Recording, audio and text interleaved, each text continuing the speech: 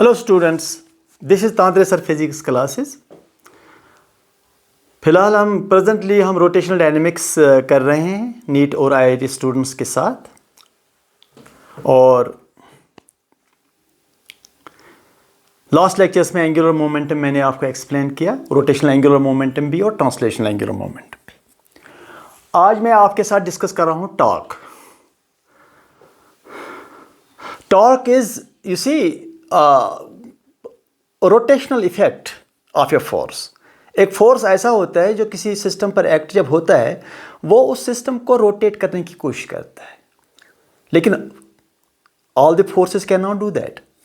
Some forces can do that, या a particular force applied at a particular point at a particular location that produces a rotational effect of the system। मतलब आपने force apply किया तो वो rotate होना शुरू हो जाता है। जैसे खिड़की है या दरवाज़ा है, डोर्स, उसको आप किसी पॉइंट पर पुल करते हैं तो दरवाज़ा जो है, डोर जो है, रोटेट करना शुरू कर जाता है।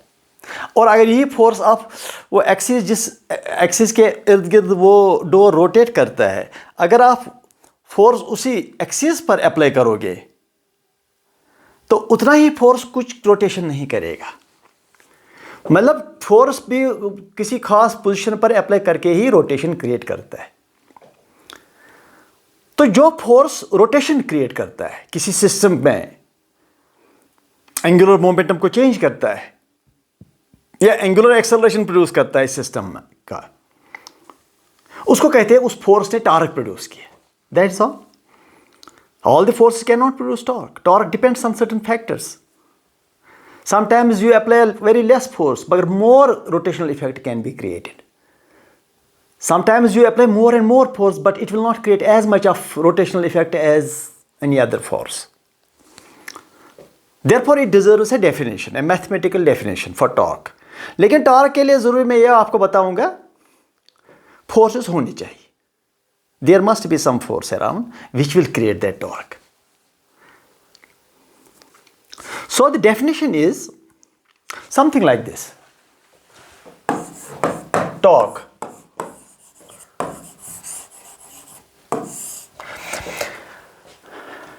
And again, I must tell you, torque is always defined about a point. It is also defined about a point. जैसे angular momentum is defined about a point. Angular momentum भी एक डिफाइन के about define होता है, और इसी तरह से टॉर्क भी एक फिक्स्ड पॉइंट के अबाउट ही डिफाइन होता है। तो मैं एक पॉइंट, वो फिक्स्ड पॉइंट पे ऐसे लेता हूँ, ये पॉइंट है और ये एक ऑब्जेक्ट है जिस पर मैं टॉर्क अप्लाई करने, टॉर्क प्रोड्यूस करने की कोशिश करूँगा। जब इस पर टॉर्क प्रोड्यूस होगा तो ये रोटेट करेगा। किसके इर्द गिर्द रोटेट करेगा? इस पॉइंट के इर्द गिर्द रोटेट करना शुरू करेगा।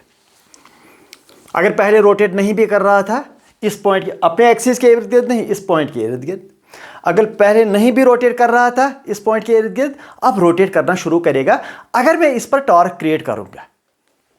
वो टॉर्क कैसे क्रिएट होगा? सपोज ये मैंने फोर्स अप्लाई किया यूं इस पर, इस ऑब्जेक्ट पर जिसका मास m है, इस पर मैंने फोर्स अप्लाई किया, और ये फोर्स जो है, what is a force axis? Any line which passes through the vector. जो वेक्टर के अलांग कोई भी लाइन ले लो उसको कहते हैं वेक्टर एक्सिस, या वेक्टर लाइन भी कह सकते हो। तो यह वेक्टर लाइन है, ये वेक्टर लाइन है, ये फोर्स का वेक्टर लाइन समझो। और मुझे इस फोर्स से कितना टॉर्क प्रोड्यूस हुआ इस ऑब्जेक्ट पर अबाउट दिस पॉइंट, तो ये है रेडियस वेक्टर।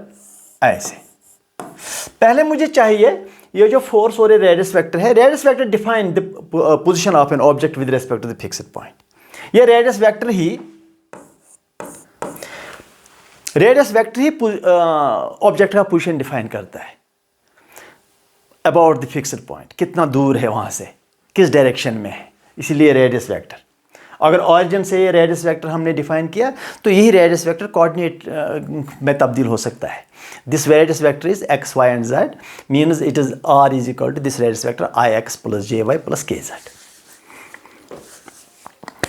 तो अब जाकर के ये जो फोर्स मैंने इस पर अप्लाई किया, मैं देखना चाहूंगा how much torque it creates. तो ये r जो है इसको आगे ले जाइए, और this is theta angle between f and r, forward direction. तो अब जो हम टॉर्क डिफाइन करते हैं, torque is defined as cross product of R and F, that is all. ये है टॉर्क। मतलब अगर आर क्रॉस एफ सर्वाइव किया, अगर इसने सर्वाइव किया, अगर ये कुछ वैल्यू इसका हो गया, तो समझो it will rotate about this point. Torque has been created on this object about this point, so that means it is angular momentum which it already had about this point will begin to change. ठीक, अच्छा, now r cross f is a definition, it is theta। तो ये same as वो जो angular momentum r cross p का definition था, ये r cross f है। तो अब टॉर्क जो है, टॉर्क का मैग्नीट्यूड जो है, that is r f sin theta. Direction तो पता ही है आपको, that is perpendicular to R and F plane. अगर ये आर है, ये एफ है, तो आर क्रॉस एफ का डायरेक्शन ऐसे करके दैट इज इनवर्ड्स, वो क्रॉस करके इनवर्ड्स हो जाएगा। मतलब direction is perpendicular to this R and F. R and F तो इसी बोर्ड के प्लेन पर ही है, तो ये जो क्रॉस है बोर्ड के अंदर चला जाएगा। मीन्स आर क्रॉस एफ का डायरेक्शन जो है, that is perpendicular to the plane of R and F. Given by the right hand rule, you wind R into F and watch where the screw goes, where the thumb goes. R को F में ऐसे wind करो, curl करो अपने fingers को, और thumb देखो अंदर की ओर चला जाता है। अच्छा, और यहां पर और एक चीज मैं लिख सकता हूं, अगर इस F के वही दो पीसेस करता हूं, तो यहां से F cos थीटा होगा और यहां हो जाएगा F sin थीटा। तो यहां टॉर्क का जो मैग्नीट्यूड है, दैट विल बी आर, ये एफ साइन थीटा इज, ये वाला F sine theta, that is F perpendicular. मतलब perpendicular component of force on the radius vector on this position vector, तो दैट मीन्स एफ परपेंडिकुलर। या उल्टा भी लिखा जा सकता है, टॉर्क का मैग्नीट्यूड जो है, दैट इज एफ सारा लिख सकते हो, आर साइन थीटा, वो आर साइन थीटा अगर आप परपेंडिकुलर डालोगे फोर्स एक्सिस पर, फिक्स्ड पॉइंट से लेकर के आपको फोर्स एक्सिस पर एक परपेंडिकुलर डालना है, तो ये जो लेंथ है, ये आर परपेंडिकुलर भी कहलाता है, यह आर साइन थीटा, ये भी थीटा है और ये भी थीटा है, ये आर साइन थीटा है, और इसको पूरा एफ लिखो, ये आर साइन थीटा के बदले में आर परपेंडिकुलर भी लिखा जा सकता है। इन चीज़ों से ये, इन दो इक्वेशन से ये पता चलता है कि फोर्स और radius vector from a fixed point, उनको अगर कंपोनेंट करोगे, जो परपेंडिकुलर आपस में कंपोनेंट्स है, उन्हीं को मल्टीप्लाई करके आपको टॉर्क मिलेगा। कभी कभी इजी हो जाता है, फोर्स एक्सिस जो है फिक्स्ड पॉइंट से परपेंडिकुलर डाल दिया, पूरा फोर्स और वो परपेंडिकुलर लाइन, उनको मल्टीप्लाई करने से टॉर्क मिल जाता है, और डायरेक्शन आर क्रॉस एफ से मिल जाता है। आर को एफ में वाइंड करो और वॉच करो कि थंब कहाँ से चला जाएगा, that will give you the direction.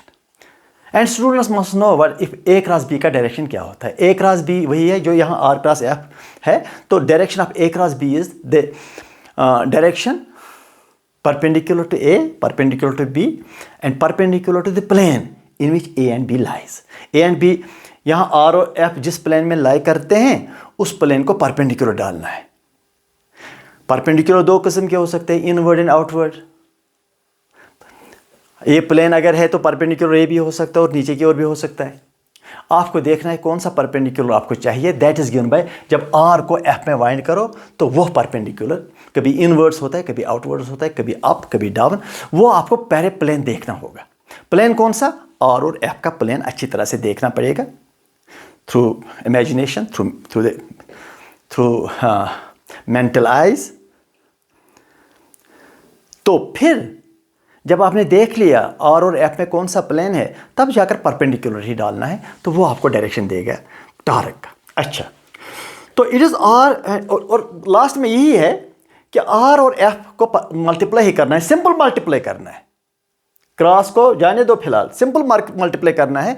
अगर आर और एफ परपेंडिकुलर है तो फिर सिंपल सीधी सी उनको मल्टीप्लाई करना पड़ता है। अच्छा, यहां पर और एक चीज है, इस इक्वेशन से पता चलता है, अगर थीटा जीरो है, समझो टॉर्क भी जीरो है क्योंकि sine theta is zero, means R and F are in the same direction. R जो है radius vector from the fixed point, और एफ अगर दोनों का एक ही डायरेक्शन हो गया तो कोई टॉर्क प्रोड्यूस नहीं होगा, कोई एंगुलर मोमेंटम फिर चेंज होगा नहीं। तो अगर थीटा 180 है तब भी टॉर्क 0 है, क्योंकि साइन 180 भी 0 है। हाँ, टॉर्क तभी मैक्सिमम होगा जब theta is 90, that is R F. सीधे सीधे एफ आर और एफ को मल्टीप्लाई करना है। अगर आर और एफ आपस में परपेंडिकुलर है तो सिंपली मल्टीप्लाई करना पड़ेगा। ठीक, तो this is the definition of torque. The torque is defined as simply is a cross product of position radius vector from the fixed point and force. और अगर टॉर्क प्रोड्यूस हुआ एक ऑब्जेक्ट पर about a fixed point, समझो ये object अब rotate करेगा about that fixed point. अगर टॉर्क कुछ हुआ, अगर टॉर्क 0 है देन इट विल, जो इसका रोटेशन था अबाउट द फिक्स्ड पॉइंट वो रोटेशन कांस्टेंट रहेगा, उसमें कोई इजाफा नहीं होगा। दैट मीन्स एंगुलर मोमेंटम वही रहेगा जो है। अगर टॉर्क अप्लाई नहीं हो सका, अगर टॉर्क अप्लाई होगा तो इसका रोटेशन इंक्रीज होगा, मीन्स एंगुलर मोमेंटम इंक्रीज होगा। अच्छा, नंबर 1। नंबर 2, ये मैं आपको एक, अगर ये पॉइंट है और ये ऑब्जेक्ट है, आपने ये फोर्स अप्लाई किया यूं, और मुझे सिंपली टॉर्क निकालना है, सिंपली टॉर्क निकाला अबाउट दिस पॉइंट। तो एक तरीका ये भी है, इस फोर्स को एक्सिस बनाकर आगे पीछे ले जाइए, आगे पीछे ले जाइए फोर्स को along its own vector direction. तो यहां से परपेंडिकुलर डाल दीजिए। जब आपने परपेंडिकुलर डाल दिया, सपोज ये परपेंडिकुलर डिस्टेंस d है, ये f और ये d, एफ डी, यही टॉर्क है। ये भी एक तरीका है, multiply that force and that position vector, that position distance which are perpendicular to each other, उन्हीं को मल्टीप्लाई करना है। अच्छा, तो डायरेक्शन क्या है? तो ये जो r है, ये वाला, ये जो पोजीशन डिस्टेंस है, इसका टेल फिक्स्ड पॉइंट पर है, हेड आगे ले लो, तो हेड को इसमें वाइंड करो, तो ये हो गया क्लॉकवाइज। तो क्लॉकवाइज अगर आप अपने फिंगर्स को वाइंड करोगे तो thumb will go inside, that means torque is inside, that means rotation takes place in this plane. इस प्लेन में रोटेशन इंक्रीज हो जाता है, प्लेन में रोटेशन इंक्रीज हो जाता है। That is why the torque is inwards. Inwards does not mean something is going inside, no, inward means कि इस प्लेन में कुछ हो रहा है, ये प्लेन का डायरेक्शन है, जिस प्लेन में सब कुछ हो रहा है ये उस प्लेन का डायरेक्शन है। ऐसा नहीं कि अंदर के ओर डायरेक्शन है तो कुछ अंदर ही जा रहा है, कोई पार्टिकल अंदर जा रहा है या कोई अंदर जा रहा है।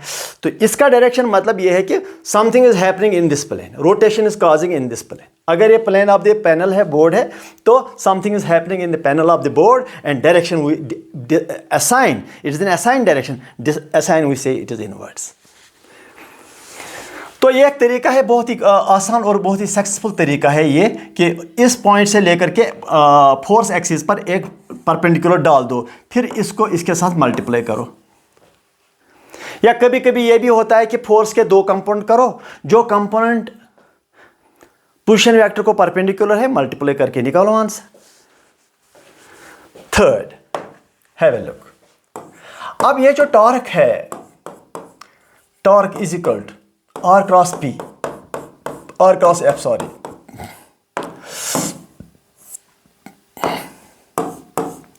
Suppose I want it in the component form, मुझे कंपोनेंट्स इसके चाहिए, तो उसमें क्या करोगे आप? ये torque is equal to R के कंपोनेंट्स लिखिए, IX plus JY plus KZ, cross करके किसके साथ क्रॉस करोगे? फोर्स के कंपोनेंट्स के साथ। अब फोर्स के component IFX plus JFY plus KFZ। इसमें अच्छा खासा क्रॉस प्रोडक्ट करना पड़ेगा, आगे जाकर के आंसर आपको मिलेगा। ठीक है, I cross I that is 0, I cross J that is K, आगे जाकर इस I के साथ इन 3 को क्रॉस करना पड़ेगा, इस J को इन 3 के साथ क्रॉस करना पड़ेगा। अच्छा खासा मैथ हो जाता है। ठीक, लेकिन इसका शॉर्ट भी एक तरीका है, मैट्रिक्स फॉर्म में इसको I, J और K ऐसे लिखिए, फिर इस R के कंपोनेंट्स X, Y, Z को ऐसे लिखिए, फिर इसके कंपोनेंट्स लिखिए इस डिटरमिनेंट फॉर्म में FX, FY, FZ, फिर एक टेक्निक ये है कि आई को लिखिए ऐसे, आई का लाइन और ये लाइन ख़त्म कर दो और बाकी रहा ये, तो ये मल्टीप्लाई कर दो, it is Y F G minus इन दो का मल्टीप्लाई जी एफ वाई, हो गया एक टर्म। फिर जे लिखो प्लस जे, मगर इसका करना पड़ता है उल्टा, इस जी को इसके साथ मल्टीप्लाई करना पड़ता है, उल्टा करके मल्टीप्लाई। यहाँ तो लेफ्ट राइट था, मगर वहाँ राइट टू लेफ्ट करना पड़ेगा। जी को किसके साथ मल्टीप्लाई करोगे? एफ एक्स के साथ, जी एफ एक्स माइनस इसका उल्टा F x F G plus के टाइम्स ये के, ये लाइन ख़त्म, ये लाइन ख़त्म कर दो। फिर इसके साथ ये डिटरमिनेंट काम आता है, it is K times X F Y minus Y F X. ये मिला आपको answer in the component form. याद रखने के लिए यह है कि जो आई है, आई के सामने जो भी है उसमें एक्स नहीं होता है, जे के सामने जो है उसको वाई नहीं होता है में, के सामने जो है उसमें जी नहीं होता है। याद रखने के लिए ये आई समझो। आई के बाद क्या आता है? जे, जे स्टैंड्स फॉर वाई, तो लिखो यहाँ वाई एफ जी, क्योंकि एक्स तो है नहीं, वाई को एफ जी लिखना पड़ेगा, माइनस इसका उल्टा, हो गया। जे, जे के बाद क्या आता है? जी, तो लिखो जी एफ एक्स माइनस अब इसका उल्टा एक्स एफ जी। फिर के बाद क्या आएगा? फिर से एक्स, पहले वाला एक्स एफ वाई माइनस अब इसका उल्टा वाई एफ एक्स। तो यहां भी आप इसको इजी याद रख सकते हैं। It's easy to remember this just by applying your mind कि आई में एक्स नहीं है, जे में वाई नहीं है, के में जी नहीं है। राइट? ओके, हो गया एक चीज। फोर्थ पॉइंट, अब देखो ये जो टॉर्क है, इसको एंगुलर मोमेंटम से क्या रिलेशन है? What is the relation between torque and angular momentum? The relationship is the same as force and momentum there in the translational mechanics. If you apply a force, momentum changes. लेकिन यहां पर अगर मैं ऐसे कहूंगा, if you apply torque, angular momentum changes. मगर ये statement पूरा ठीक नहीं है।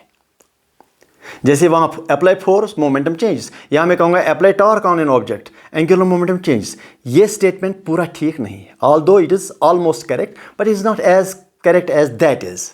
मुझे यहां बताना चाहिए if you apply torque about a point, then angular momentum about that point changes. If the torque about a point is zero, some particular point, then angular momentum about that particular point is constant. ये है concept. चलो, let me find a relation between torque and angular momentum. Torque and angular momentum relation में find करना चाहता हूँ। हमें पता है L is equal to R cross P. That is what you know.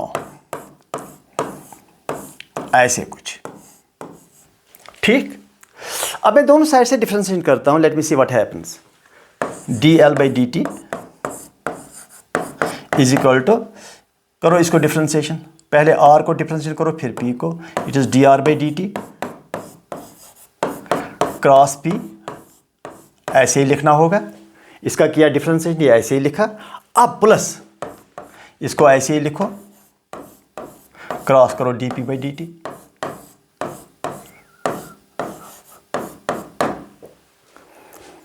फिलहाल ठीक है. अच्छा, ये हो गया D L by D T is equal to D R by D T velocity cross P plus R cross D P by D T F force. ठीक, it is D L by D T is equal to V cross momentum is mv plus r cross f, that is torque by definition. ठीक, okay.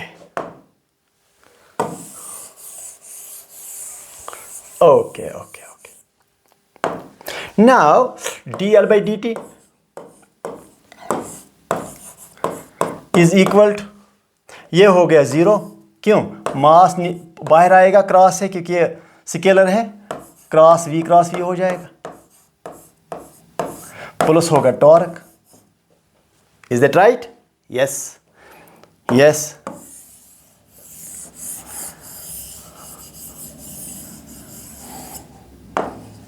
Now dl by dt ये हो गया 0। Cross product of two vectors same vectors is 0। I cross I is 0, J cross J is 0, V cross V is 0। Any vector cross with itself is 0 because इनके दरमियान angle 0 है। तो ये हो गया टॉर्क। ये है आपका रिलेशन जो हमने अब बनाया। It's the same relation analogous to force is equal to dp by dt। अब मेरे पास ये रिलेशन है, torque apply to this system is rate of change of angular moment. और अगर आपने टॉर्क किया है सिस्टम को apply about a point, then it is angular momentum that's equal to rate at which is angular momentum change. अगर एक system का angular momentum change हो रहा है, समझो इस पर टॉर्क आया है, कहीं से फोर्स आकर के इसको रोटेशन बना दिया, कहीं से फोर्स आकर के इसको टॉर्क प्रोड्यूस किया, उस टॉर्क की वजह से इसका एंगुलर मोमेंटम चेंज हुआ। और 1 सेकंड में इसका एंगुलर मोमेंटम कितना चेंज हुआ? 1 सेकंड में एक सिस्टम का एंगुलर मोमेंटम कितना चेंज हुआ, उतना ही torque applied. That is the equation dl by dt। It's the change of angular momentum in 1 second. You are applying a force on this system and that creates a torque about a point.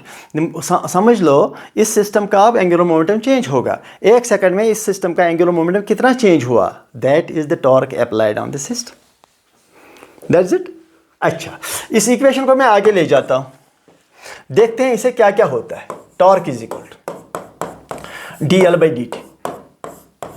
मैं देखना चाहूंगा इस equation से क्या क्या होता है। चलो, अगर ये एक टॉर्क है, एक्सटर्नल टॉर्क है, ये 0 है। अगर एक्सटर्नल टॉर्क 0 है, does it mean force is 0? Not necessarily. हो सकता फोर्स हो, उस फोर्स की वजह से टॉर्क प्रोड्यूस नहीं हुआ।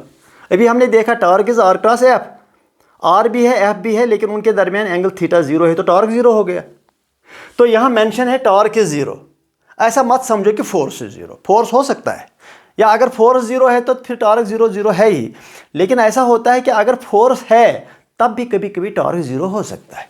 तो अगर टॉर्क 0 है तो उसका मतलब ये है कि इस इक्वेशन से क्या मिलेगा मुझे? dl by dt is 0। ठीक। उससे आगे ये मतलब होगा कि dl by dt is 0, differentiation of l is 0 means l is constant, तभी तो उसका डिफरेंशिएशन 0 होगा। ये कॉन्सेप्ट है। को that means if there is no torque produce on the system about some point, that means the angular momentum of the system about that point remains constant. ये देखिए कितना क्लियर हो गया। ठीक। अच्छा, दूसरी बात यह है, इसी से मैं और एक चीज बताता हूं। अगर torque is equal to d by dt, अगर ये L जो है ये एक रिजिड बॉडी का एंगुलर मोमेंटम है, मतलब रोटेशनल एंगुलर मोमेंटम है, ये बॉडी रोटेट कर रहा है and it has a rotational angular momentum and you are applying a torque about the axis, about that axis about which it was having angular momentum. That means its angular momentum will change. ठीक। तो angular momentum change होने से कुछ और भी हो जाता है। सो L जो है that is I omega, means angular momentum, rotational angular momentum of a rigid body of a system is, if it is rotating about an axis, is I omega, moment of inertia of a system, and angular velocity.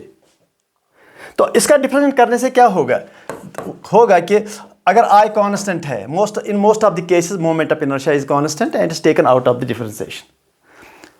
In most of the situations, in most of the cases, कभी moment of inertia change भी हो सकता है, उसमें कोई मतलब ये नहीं है कि ज़रूरी नहीं है, चेंज भी हो सकता है इन सम केसेस। और अगर आपने I बाहर लिया in case moment of inertia is constant of a rigid body, तब जाकर ओमेगा चेंज होगा टॉर्क की वजह से. सो it is I d omega by dt. That is equal to I alpha. Means torque is equal to I alpha. It is the counter equation of what? F is equal to ma. वहां भी हमने, जब हमने ये equation derive किया Newton law में, वहां हमने कहा था मास इज कांस्टेंट, तब जाकर आपने वहां से मास को बाहर निकाला था. और यहां हमने इसीलिए मोमेंट ऑफ इनर्शिया को बाहर निकाला. और देखो, moment of inertia stands for m and angular acceleration stands for translational acceleration and torque stands for force. These are the analogous quantities. वहां force तो यहां torque, वहां angular acceleration, यहां angular acceleration तो वहां acceleration. ट्रांसलेशन मोशन में मास तो यहां मोमेंट ऑफ इनर्शिया, वहां वेलोसिटी तो यहां एंगुलर वेलोसिटी, वहां डिस्प्लेसमेंट तो यहां एंगुलर डिस्प्लेसमेंट. ये सब they follow the same similar set of equations, similar set of equations.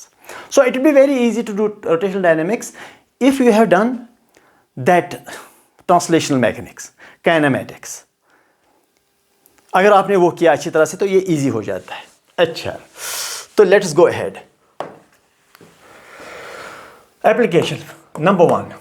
पहला एप्लीकेशन में सिंपल सा एप्लीकेशन देना चाहूंगा. ठीक है, अगर मैं, ये एक रॉड है और यहां हिंज है, it can fall down under gravity. Wall के साथ ये रॉड हॉरिजॉन्टल है and it can fall down under gravity.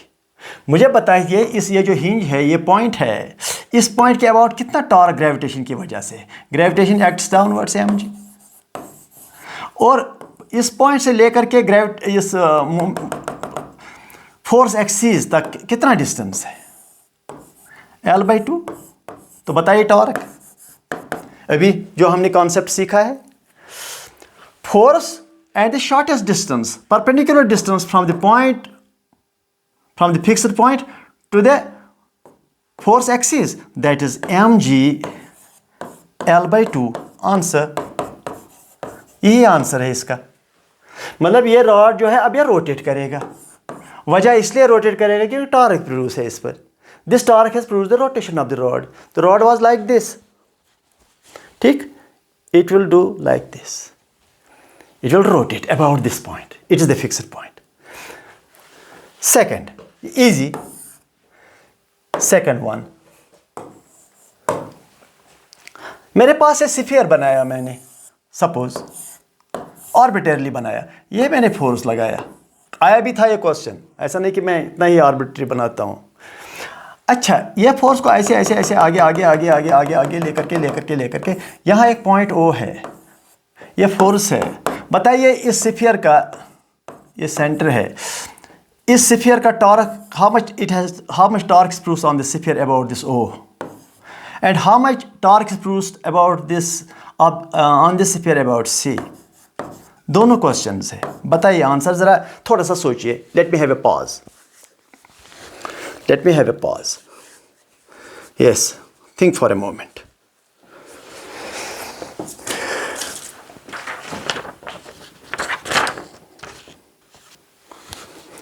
ठीक, torque about O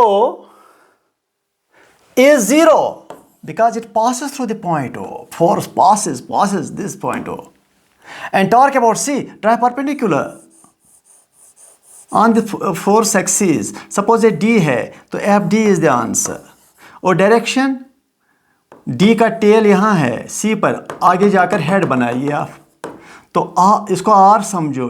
तो ऐसे नहीं, क्योंकि ये आगे की ओर फोर्स है, ऐसे क्लॉकवाइज इनवर्ड्स, तो टॉर्क इज इनवर्ड्स. तो ये मैं आपको दिखाना चाहता हूं कि force passes through this point, so torque is 0. If force passes through a point और force passes through a axis, समझो the torque about that point is 0. अगर फोर्स, जैसे मैंने लास्ट पे कहा था, if momentum passes through a point, then angular momentum about that point is 0. Here, if force passes through a point, then torque about that point is 0. और इस point के about perpendicular डाल दिया, वो D समझो. ठीक. Third, have a look.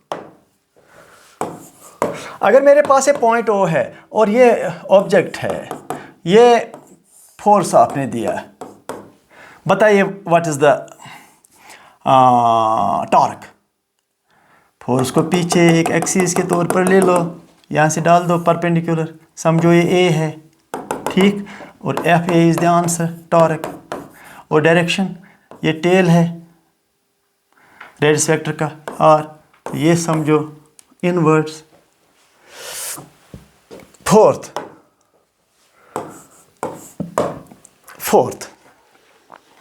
अगर मेरे पास एक पेंडुलम है, ऐसे देखो, यूं पेंडुलम है, मास m, लेंथ l, मैंने इसको पुश किया तो ये यहाँ चला गया, ये वापस आना चाहता है, किस वजह से? Because of torque, it wants to rotate back, have a look. अब टॉर्क ग्रेविटेशन की वजह से होगा, तो ये भी L है, ये समझो थीटा है, ये mg है ग्रेविटेशनल फोर्स। तो बताइए ग्रेविटेशनल फोर्स का एक्सिस क्या है? वो ये एक्सिस है। इस पॉइंट्स के अबाउट मुझे निकालना है व्हाट इज टॉर्क। तो इस पॉइंट से लेकर के परपेंडिकुलर डाल दो, तो डाला हुआ है, ये देखो। मुझे ये डिस्टेंस निकालना है, ये L है, तो L ये यहाँ से यहाँ तक L cos थीटा, और ये L sin थीटा। अब बताइए आप ही मुझे, पॉज लेता हूं मैं, अब बताइए आप ही मुझे इस mg को क्या मल्टीप्लाई करूंगा कि ताकि मुझे टॉर्क मिले अबाउट दिस पॉइंट, बताइए। ठीक, बताइए आप। हाँ मैं बताता हूं, torque is equal to mg force, पूरा फोर्स, इनटू, इसको फोर्स आरएम भी कहा जाता है, shortest distance between the point about which you are finding the torque and the force axis, ये भी चलेगा। So it is L sin theta answer. तो अगर ये आप आगे ले जाओगे, आर्क बनाओगे, तो this is the torque clockwise, मतलब ये इसको वापस लाएगा, रोटेट वापस करेगा, यूं करेगा वापस रोटेट। ठीक, फिफ्थ एग्जाम्पल। चलो मैं एक बनाता हूं, एक चीज है, ये मैंने स्फीयर बना दिया और यहां पर मैंने कनेक्ट किया एक स्प्रिंग, ऐसे, ये O है, ये C है, और ये R है रेडियस। ठीक, अब मैंने क्या किया, इस स्फीयर को मैंने रोटेट किया थोड़ा सा अबाउट दिस पॉइंट, इस पॉइंट के अबाउट मैंने थोड़ा सा रोटेट किया। ये पॉइंट यहां ही है, लेकिन ये रोटेट करने से ये पॉइंट यहां चला गया, और एक्स, ये पॉइंट एक्स रोटेट हुआ टू द राइट साइड। तो इसका मतलब ये स्प्रिंग कंप्रेस हुआ। जब कंप्रेस होगा ये, तो ये इस ओर फोर्स अप्लाई करेगा kx, तो ये फोर्स इस स्फीयर पर ये फोर्स अप्लाई होगा इस ओर kx। मुझे चाहिए torque about this point. What is torque about O? फिर से बताता हूं, इस स्फीयर को आप रोटेट करो, यूं रोटेट करो, इसको एक ही जगह रख करके, ये पॉइंट कंप्रेस हो जाएगा, और ये जो स्प्रिंग है ये कंप्रेस हो जाएगा। कंप्रेस की वजह से ये फोर्स क्रिएट करेगा टू द लेफ्ट साइड, तो वो इस स्फीयर पर फोर्स प्रोड्यूस होगा। तो मुझे चाहिए what is torque about that this point. एक तो ये kx फोर्स, दूसरा distance between O and this point, क्योंकि ये फोर्स हुआ और ये हुआ distance, shortest distance between the point and the force position या फोर्स एरो, ये वाला। तो torque is equal to kx into 2r। तो अगर मैं कहूंगा ये x किसके बराबर है, तो क्या कहोगे? अगर ये थीटा है, अगर ये थीटा आपने रोटेट यूं किया था, तो this x is equal to 2r into theta.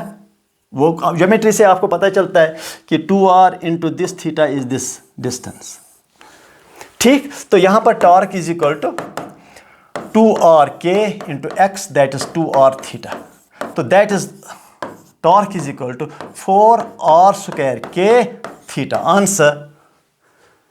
फिर से अगर आप इसको ऐसे रोटेट करोगे अबाउट दिस पॉइंट, ये एक ही जगह रख करके, ये कंप्रेस हो जाएगा और फोर्स इसको इस कंप्रेशन की वजह से spring will produce this force and this into this 2r will give you the torque.